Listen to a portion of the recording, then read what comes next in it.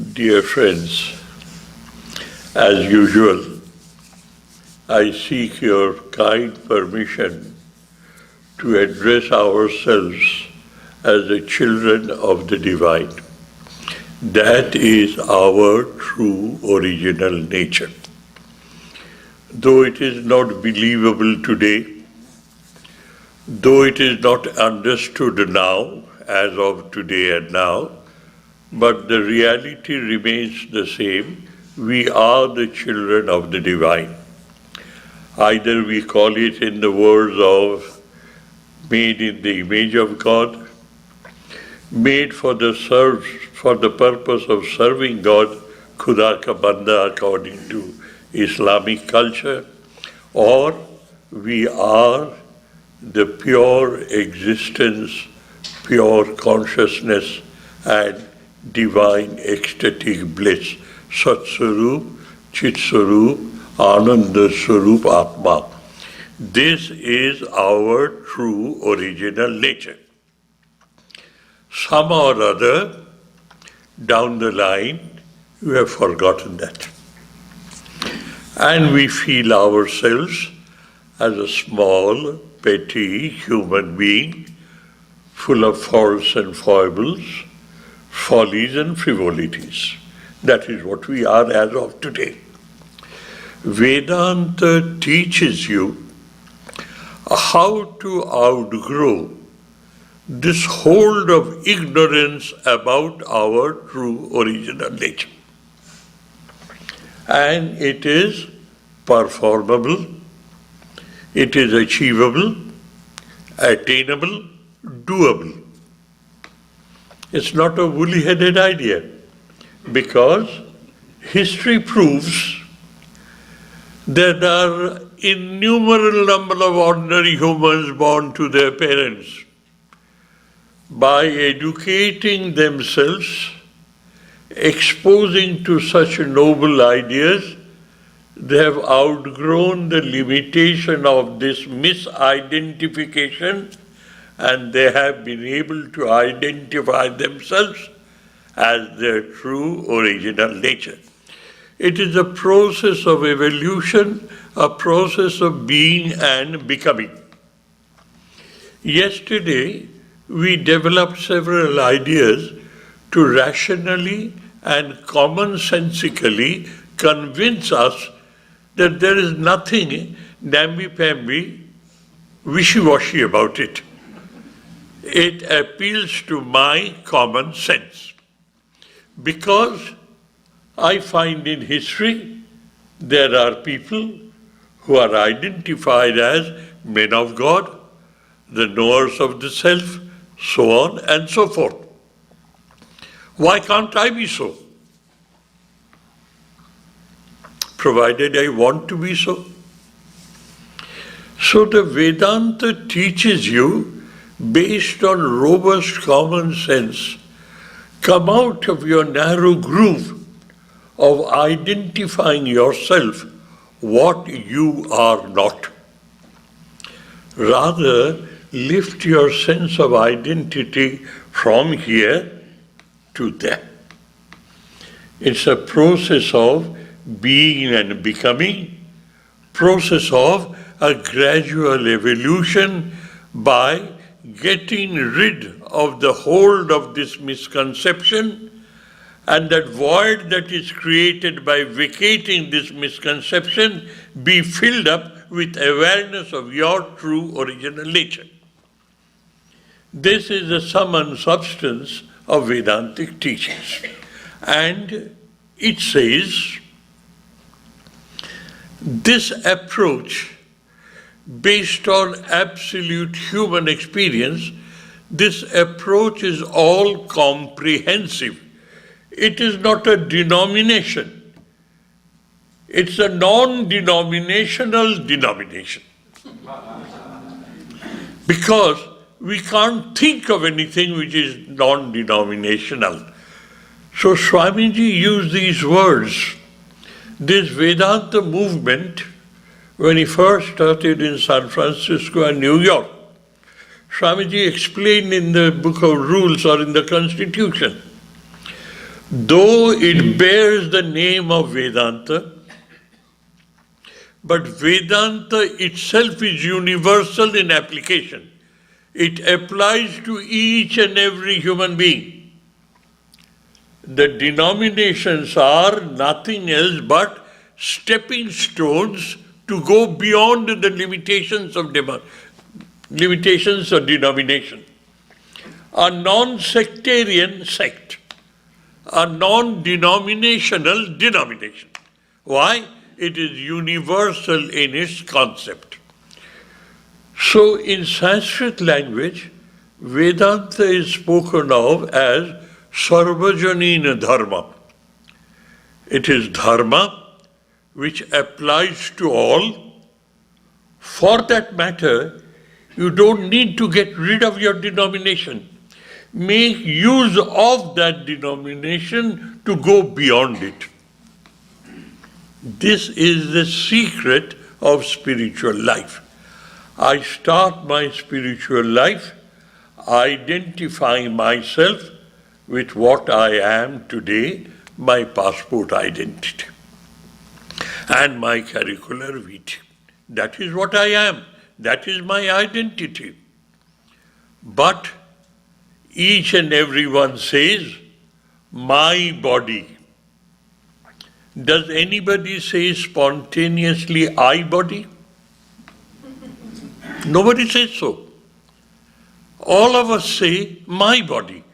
It is something which I happen to own, which belongs to me. I have identified myself with a sense of ownership with this body.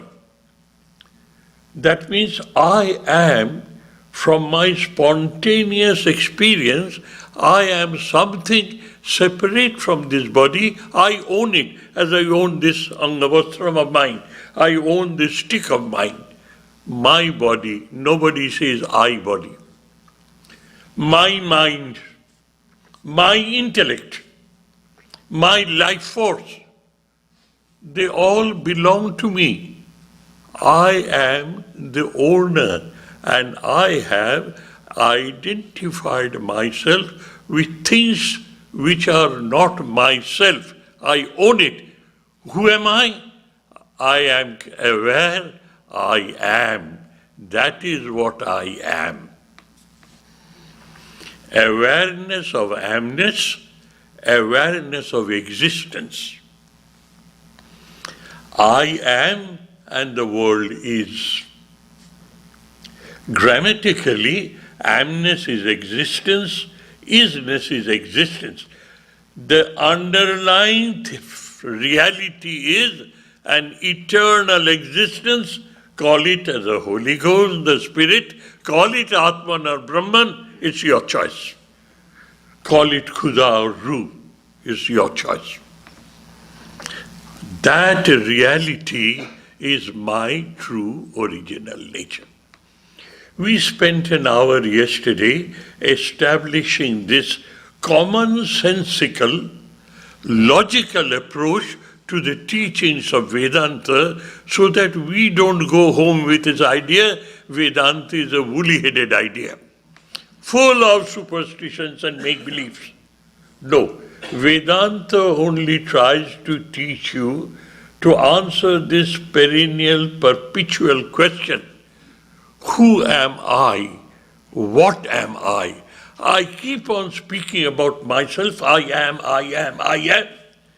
But unfortunately, I do not know who am I. As because I do not know in reality who am I, all woolly-headed ideas had filled up that void. I am the body. I am the mind. I am the intellect. I am this, I am that. What has happened? Ignorance of my true original nature has created a void of reality, in reality, and I fill that void with what I am not. This is what's happening to us. And that's a statement of facts of life. Now let us look at it from the other point of view. What is that point of view? For the time being, hypothetically, you all agree with me Yes, sir, I understand. I am. And I say my body. So I am not this body, not this mind. Who am I then? Do I live in void? Who am I then? The answer to this question is to be found out by managing a new way of self-education. Now please kindly bear with me. Let us use our robust common sense. Forget about all cliches and all words which are tainted with the concept of spirituality. Let us see. Education. There are two types of education, as I told you yesterday. One education is the education regarding the material world and to demystify the mysteries of nature. That's a type of education known as scientific education and so on and so forth. End result of that education is we have a mastery on forces of nature and we make use of that forces to make our life living more convenient, more comfortable, more enjoyable. That is opera vidya, not so sublime. It is sublime, but not so sublime compared to the sublime knowledge. What is that sublime knowledge? Yaya tadaksharam adhigamyati. By means of which that immutable self, of which I am always aware I am, that self is experienced in its true original nature. That is Paravidya, the sublime knowledge. Vedanta is a part and parcel of that sublime knowledge. So, knowledge is acquired by learning. In tertiary education, knowledge is acquired by learning. How do we learn? We go to our teacher. He's supposed to be an authority on the subject, and I'm zero compared to him. So I sit quietly and I listen to the words that he uses. The words convey a meaning, which is nothing else but an idea, and I latch myself to that idea. I am being informed that information is a part of education, and I saturate myself with those ideas, and I'm being educated. That is what the process of education is: informative, educative, instructive, and result-oriented. Similar approach is in our spiritual education. By contrast, it is the same. I read the Bible, I read the Quran, I read the Vedas, the Upanishads, the Gita, the Bhagavad, and all books, the 5 books of wisdom of Torah, Moses' creation, 5 books of wisdom. I read them. What is happening to me? I am exposing myself to the ideas contained in a written manner. And those words, each and every word is saturated with an idea. And I am exposing myself to that idea, and I am convinced this is what I must do, this is what I must not do. A list of do's and don'ts. I am educating myself. I am told, don't get provoked. Don't be a victim of that passion known as anger. I am told, I have to put it into practice. Why? Because anger belongs to this human mechanism known as a propensity, Because the first casualty of anger is your power, your sense of propriety. You behave in a way which is not acceptable by the society or not acceptable by a cultured person. So education in the tertiary manner, school education, college education, university education, and etc., is nothing else but being well informed. And having been well informed, you absorb those ideas and you generate a wisdom. And you are educated because you have saturated those ideas within you. In spiritual matters, dear, these scriptures of all denominations, they are nothing but the experiences that people like you and me have made an endeavor to outgrow the hold of ignorance on me about my true original nature, to outgrow that hold. And they have succeeded. Having succeeded, they want to share with you their experiences of that journey. And I read that, and I absorb those ideas. I am educating myself. Now, all denominations say there is a reality behind the appearance. The reality is the divine, call it by any name, according to the denominations. Allah, Khuda, Musha, Isha, so on and so forth. Atman, Brahman, Ishvara. But they are nothing else but a concept of eternal reality which is manifest in this diverse world. And how is that so from commonsensical point of view? Let me tell you how it is so. I look in a particular manner. My looks are different from yours.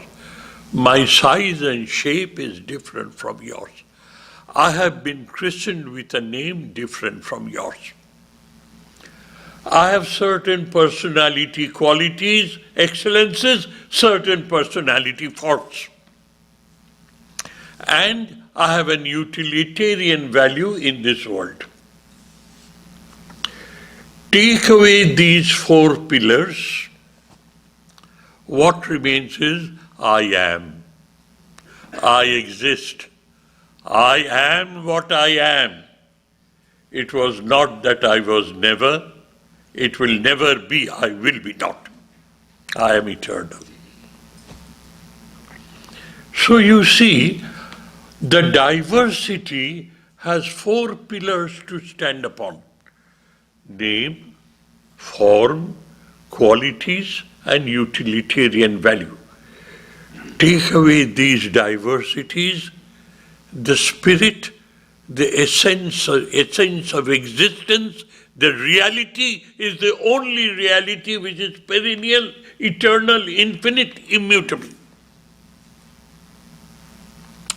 I have to now educate myself by exposing myself to such character building, man-making ideas which will improve the quality of my personality, to make myself a better specimen of a human being. Now, by contrast, scientific education or material education helps to improve the quality of life by presenting me with many conveniences and comforts and enjoyable things. My quality of life improves. That is what science is contributing to our civilization and our culture. Spiritual science, on the other hand, tells you you are amassing so much of power and wealth, so much of wealth and so much of other things. Are you competent enough to handle it properly? Are you not a victim of greed? Are you not a victim of jealousy? Are you not a victim of anger and passions and so on and so forth? Be honest with yourself. All this wealth, this power and pelf is at your feet, and you have not educated yourself to use it for the betterment of God's children. You think to put it in your pocket because you are subject to greed. So spiritual education teaches you to improve the quality of your personality. What does it mean? You have 4 faculties: rationality, emotionality, ingenuity, and indomitable willpower. We all humans are proud of these faculties. And to be truthful and honest, we are victims of our propensities. 6 propensities: Kama, Krodha, Lobha, Moha, Madamatsarya.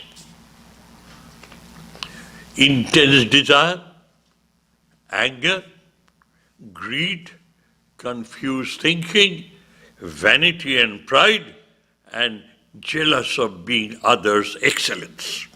Jealousy. They reside in me. Because I am a victim of these propensities, I do not know how to use the wealth that is at my feet. And of all the wealth that we can think of, the wealth of being one with God is eternal. All other wealth is transitory. Now, you are to invest your time, your energy, your life to achieve something. Will you invest it on a transitory thing? Be rational. Your hard-earned money, you want to invest it so that the money works for you to bring you some return. You know how hard you have worked to save that money. Would you like to invest it in a place or in an area where there is no security and no return? You would like maximum security, maximum return. Your life is full of energy. That energy now needs to be diverted to improve the quality of our personality, so that I am not a victim of these propensities. I have educated myself in such a manner that I am not provoked to anger or provoked to jealousy, to greed, to passions of desire, and so on and so forth. I am qualitatively improving my personality, making myself a better specimen of a human being. This is what spiritual education is, and that is what material education is. They should join hands together. One cannot live with the other, cannot live without the other. Because our life is in a constant flow, we have our sense of duties, we have our sense of liabilities, our obligations, our hobbies. So let the life flow, but let it flow in a manner that I control its direction and I control its force, and I have a total control on the energy that this physical, psychological entity generates. That is the wisest thing to do. So, dears, coming back to the realities of life, Sri Ramakrishna taught Swami Vivekananda through a small incident. And I quote that incident now: how we can be a Vedantin, head held high in that abstract idea of oneness of the universe, and that is my true original nature. The Spirit, the Holy Ghost, the Atman or the Brahman or the Shunyam of the Buddhist, the Torah of the Judas, the Ruh of Islamic sciences, that eternal existence. How can I achieve that goal leading a so-called worldly life? And Vedanta gives you an answer. And that answer is in this small little incident that happened in presence of Narendranath when he was a student at the feet of Sri Ramakrishna in the Dakshineshwar temple garden. One day, a scripture was being read where the qualities to be a very good devotee of the divine was being described. There one word came in printed matter, Jive Daya, compassion on your fellow beings. Compassion on your fellow beings. Sri Ramakrishna was listening, and as soon as that compassion on your fellow beings was read, he was stung by a scorpion as it were. He shuddered. Stop, don't go further. He says, you, a mortal human being, full of faults and failures, foibles and frivolities, you will have compassion on your fellow being. Oh, it's absolutely abominable, not acceptable. What is acceptable then? He says the attitude would be serve the divine everywhere as a humble, devoted servant of God, and God is everywhere. Ishiva Jnane Jiva Shiva. Seeing the divine everywhere, you serve them. Don't be so high and mighty that you sit on a high chair and have true compassion around. That is nothing else but aggrandizing your vanity and your ego, and you stick out like a sore thumb, a separate entity. Merge with the divine in your life. Narendranath was present there. This very concept of serving your fellow being as manifestation of the divine went into his head. There was a small break for smoke and etc. He came out, one of the elder devotees with him, Vijay Krishna Goswami, and Swamiji said, I have heard a world-shaking idea today. If God wills it, I will carry the absolutism of Vedantic principles, which was confined to the hills and the dales and the forest with a handful of exclusive people. Sri Ramakrishna has brought it down from the forest and spread it to each and everyone. Vedanta teaches to see the divine everywhere and interact with the divine as a devoted, dedicated servant of God. And later on, in this very country, Swamiji proclaimed, those days are gone where the giver used to stand up and give, and the receiver used to kneel down and receive. Those days are gone. Now, let the giver kneel down and give. Let the receiver stand up and receive. Why? The receiver is giving the giver an opportunity to serve God in human form. Look at the idea, brilliance of that idea. That very idea, serving whole humanity as a manifestation of the divine, Swami Vivekananda in the later date used a word Vedanta in daily practice. What is that? Vedanta teaches you, as we have been mentioning over and over again, there's one principal eternal existence. Call it by any name. Let us not get into that denominational conflict. Let us go above the denomination. One eternal spirit is manifesting in its universal diversity. And I, as an ordinary human being, I re-educate myself in such a manner that I focus my attention seeing that face of yours, seeing your size and shape, knowing your name, your qualities, your utility and value. I stop there as of now.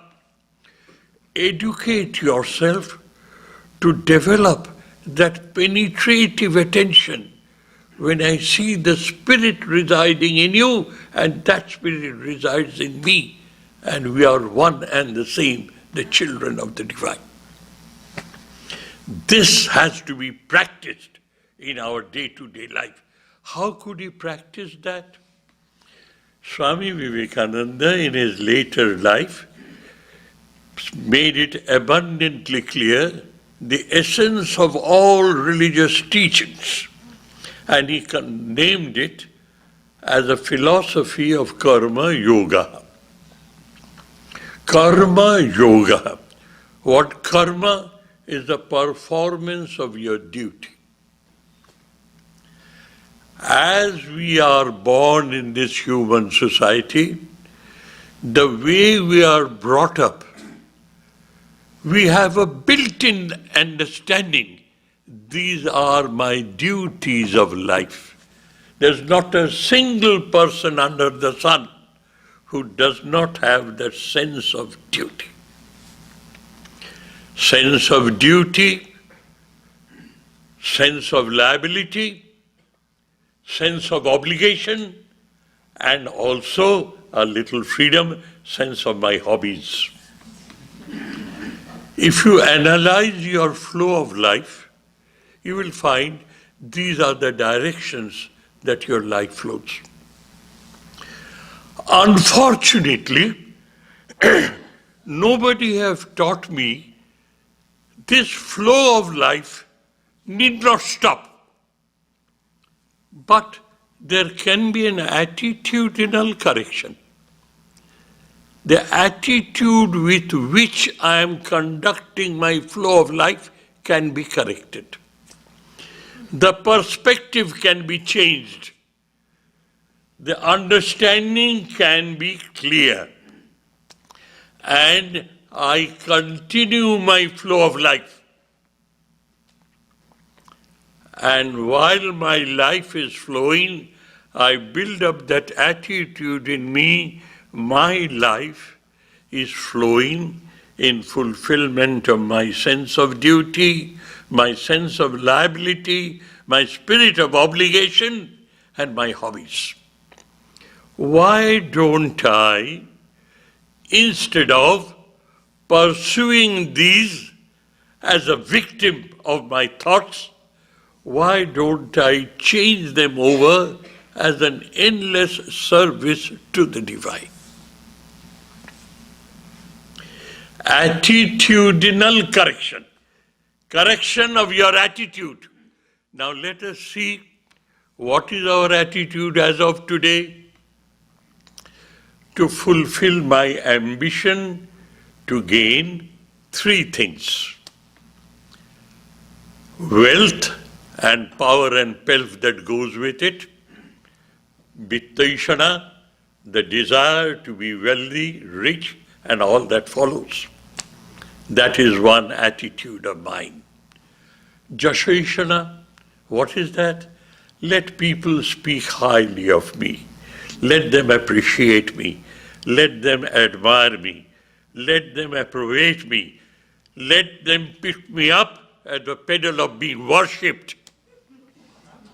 That's what I do. And the third is, I would like to leave such an indelible mark in this society that I am never forgotten. That is why in old age, people start foundation and trust in name of such and such, such and such. Because they want to be remembered, not forgotten. These are the three cardinal motivations which motivate a human being.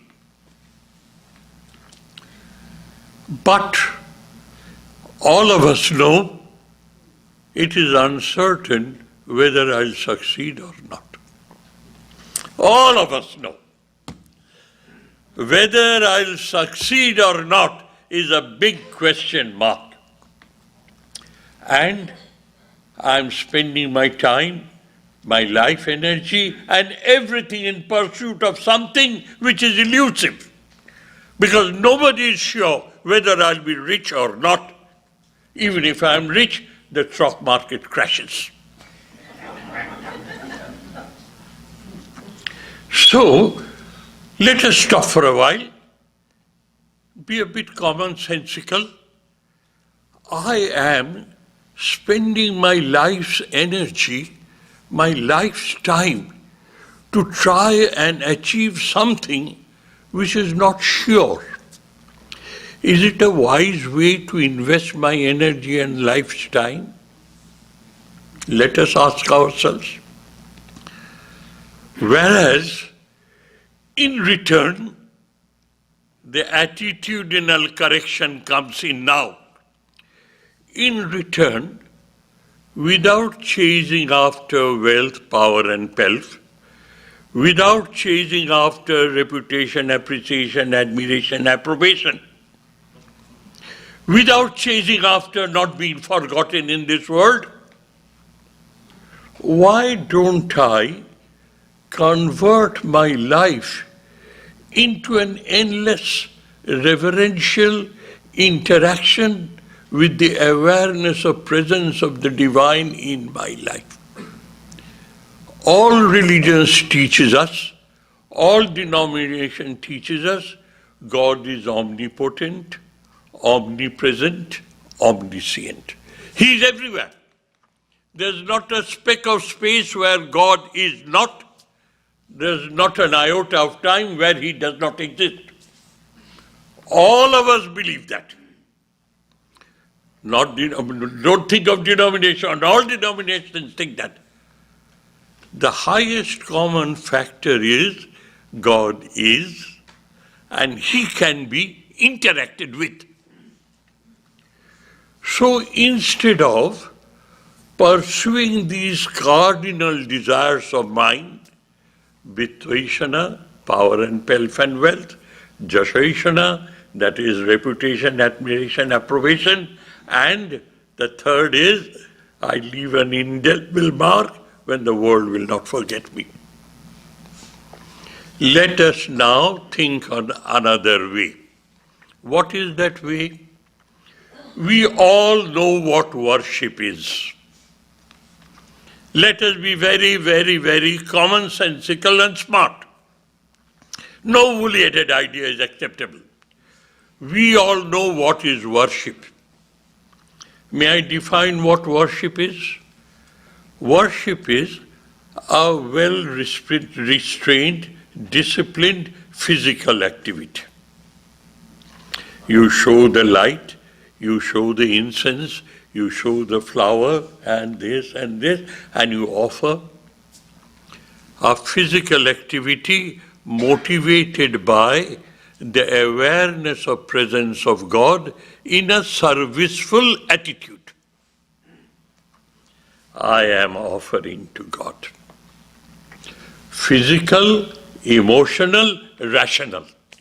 All three activities are combined together to interact with the awareness of the presence of the divine in this constrained place. Four walls of a place of worship. We know God is everywhere. As soon as you walk out of it, God ceases to be present in my mind. Why? I'm habituated thinking that way. I've created a habit. How did the habit form? Repetitive, similar activity done over and over and over again, willfully, creates habit. As simple as that. Now, why don't I educate myself and create a new habit? Whatever I do, I give myself a little time. Oh, I have to do this. I have to speak to the devotees. Wait a minute, let me make it sure. The divine is present everywhere. And I have to speak, not to educate, not to teach, but to serve them. Because God is here, God is everywhere. And I am now, as a pursuer of perfection, a pursuer of excellence, a pursuer of correctness and thoroughness, I do it perfectly and offer myself to God. My life is flowing. I'm not stopping my life. The life flows. Those three cardinal desires have lost their hold on me. What has got hold of me? A pursuer of perfection, pursuer of correctness, pursuer of excellence, and awareness of presence of the divine in me and everywhere. My whole life is transformed into a concept of worship. Now, dears, there are two words in English: work and worship. Now, let us analyze commonsensically. Forget about all those philosophical cliches. Make use of your sharp, robust common sense. I am working professionally. Say, for instance, you are a lawyer. You have to protect your client's interest.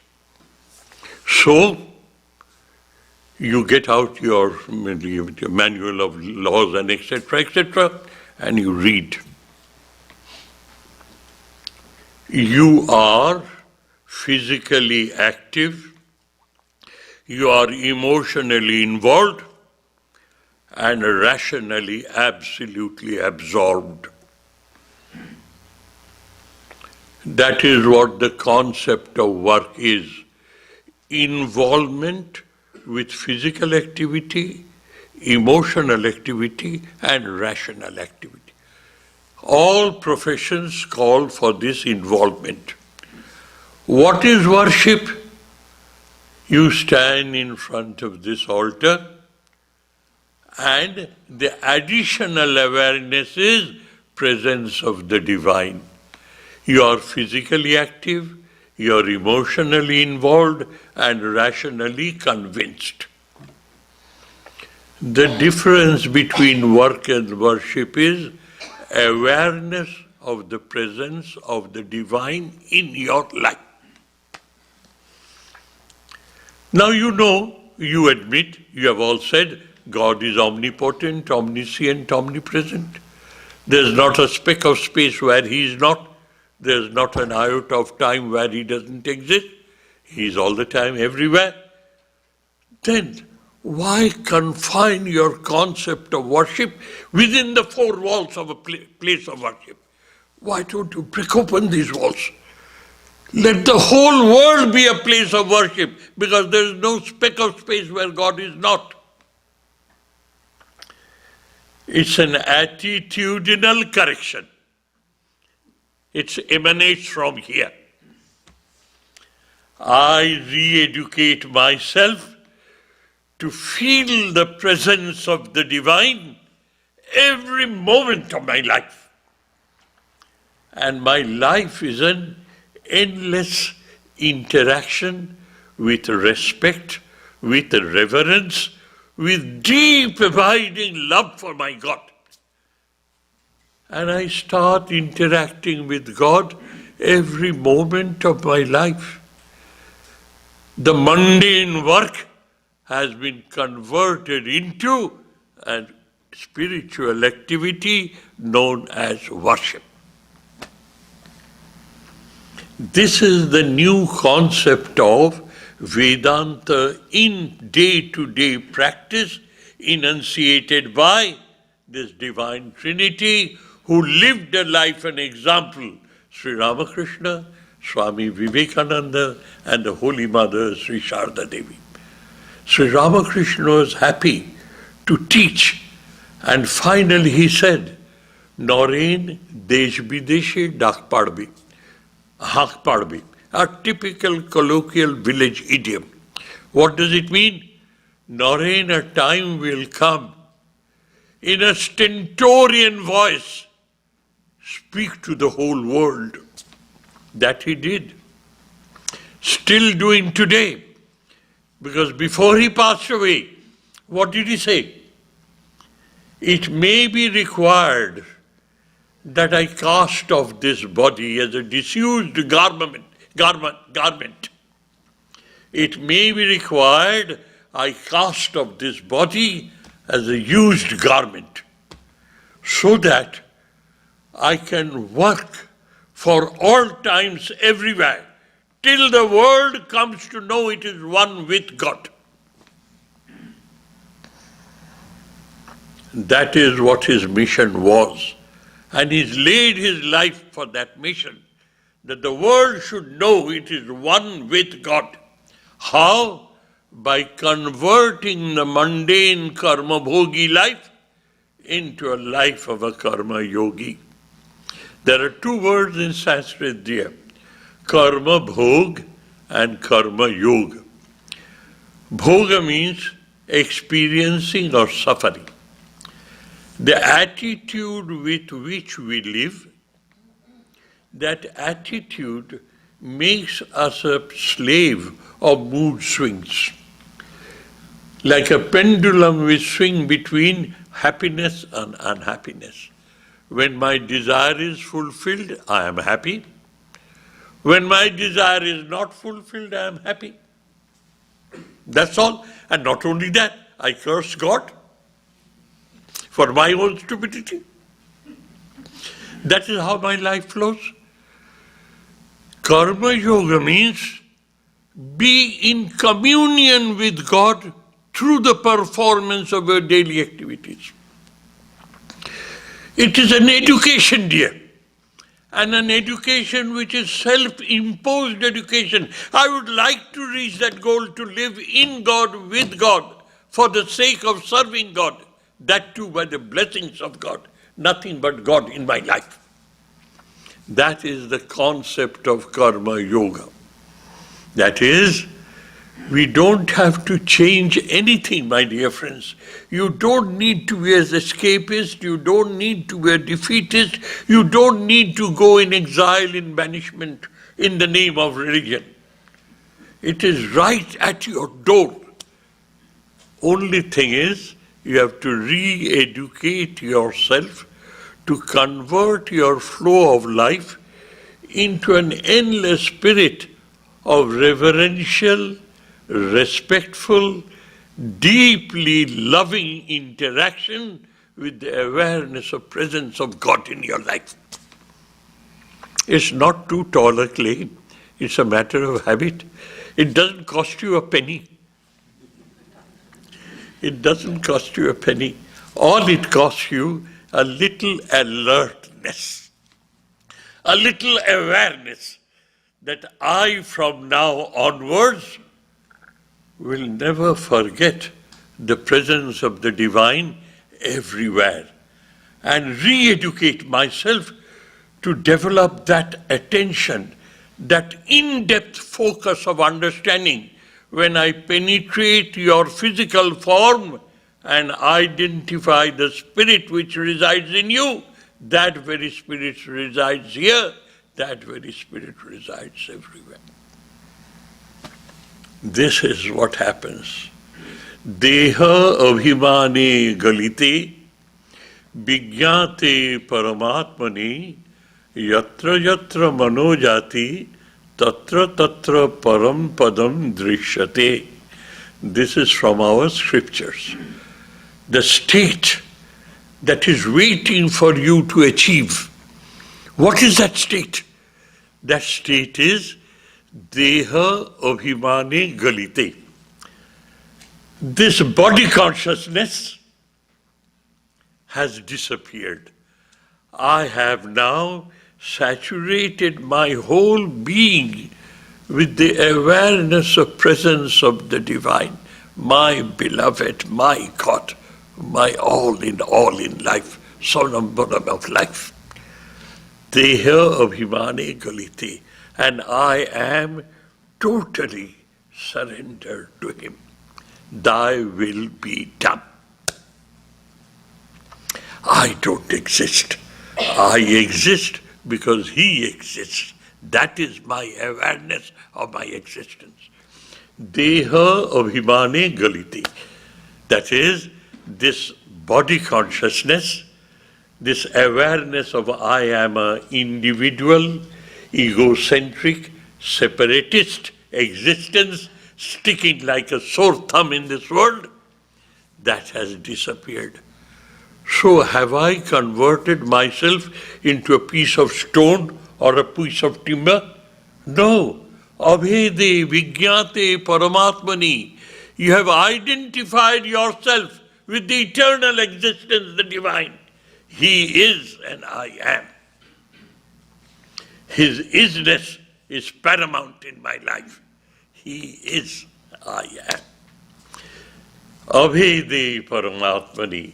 There is no separation between him and you. You have identified yourself by lifting yourself from your misconception, misidentification, and you put yourself there, identifying yourself with the divine. What happens to you? Do you grow two horns and a long tail in a human body to prove that you are a realized soul? What happens to you? Nothing happens to you, dear. You remain as you are. There is a change here. Jatra jatra manojati.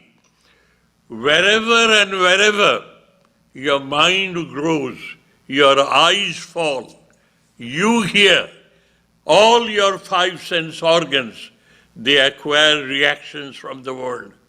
They only react with this idea, the divine is, I am, and I see the divine everywhere. That is the goal of this informative study, which converts itself into education, which is instructive how you turn over your way of living, and this is the goal.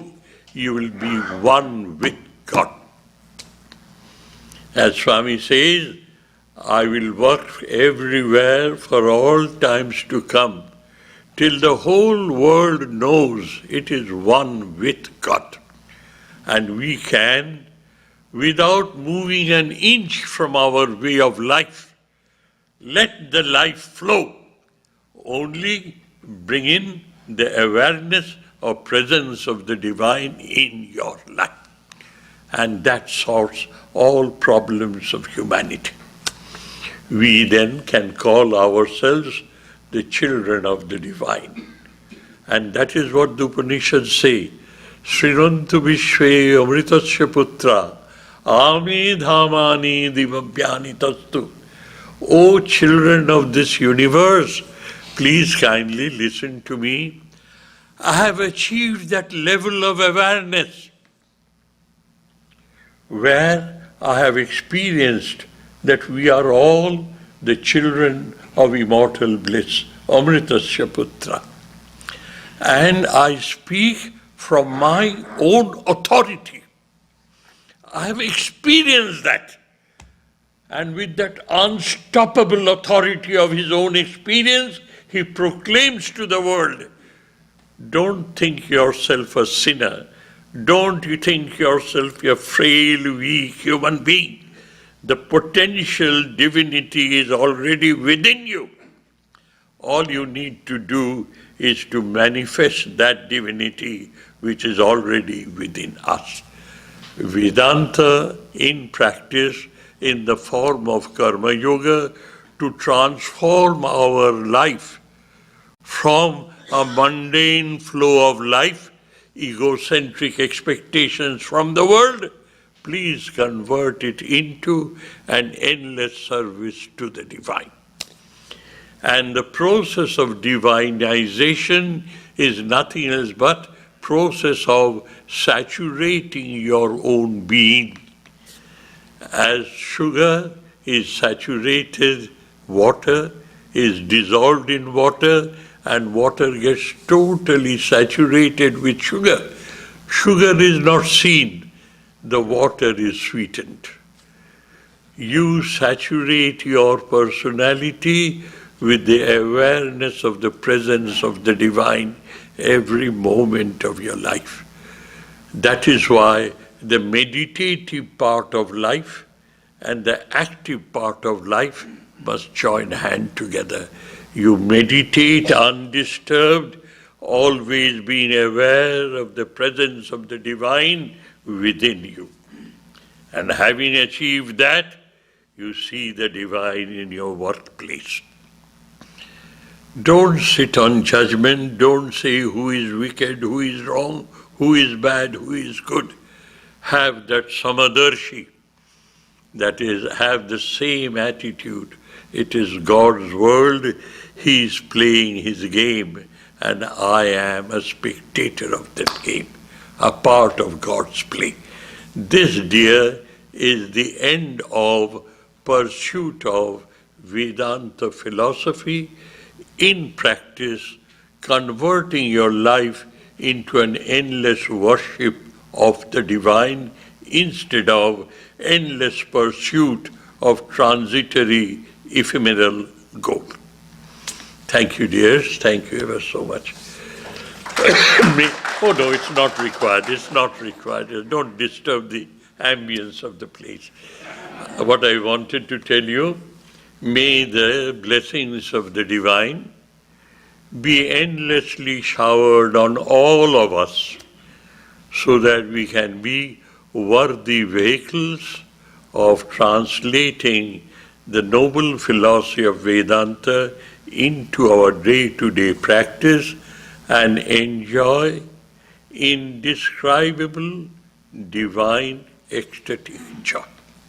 That is the end of this journey. Thank you, dears. Thank you. That's it.